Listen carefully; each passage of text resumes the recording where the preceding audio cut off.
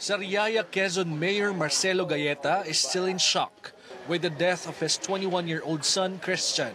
Christian died in a supposed shootout with policemen in Tayabas City on March 14, something that his family questions. Kung nagawa po nila ito sa anak ng mayor, doon pa kaya po sa pangkaraniwan tao nila hindi ito magawa.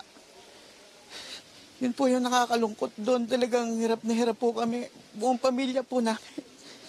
Dahil minsan di po nasangkot sa masama po. Wala pong ka-record-record yung anak ko.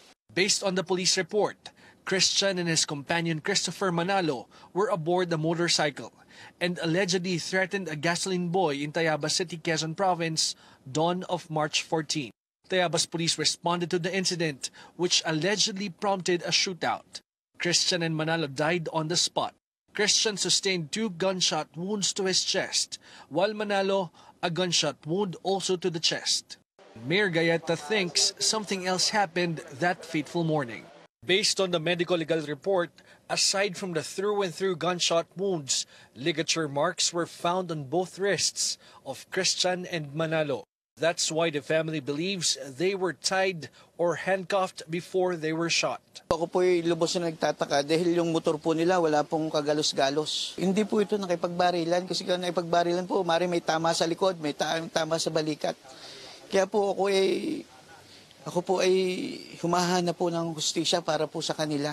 Quezon Provincial Police Chief Senior Superintendent Osmundo de Guzman has relieved the 3 policemen who were involved in the shootout, including Tayabas Police Chief Superintendent Mark Joseph Laigo, to give way for an impartial investigation. Sa ngayon, nangangalap ng mga iba pang ebidensya. Tinitingnan natin kung may mga CCTV cameras dun sa lahat ng within the vicinities at na pwedeng makatulong dun sa ginagawa natin investigation. Makakaasa po kayo na ang aming ginagawang investigasyon ay impartial. Wala pong papanigan ito kahit ito ay mga kasamahan namin sa PNP. PNP Chief Agbayalde, sa inyo po, sa ating pong Pangulo. Sana po matulungan niyo po kami. Yung pong aking anak ay pinatay po ng pulisan. Sana po matulungan niyo po kami. The family also asks the National Bureau of Investigation to carry out a parallel investigation on the incident. From Sariaya, Quezon, George Cahiles, CNN Philippines.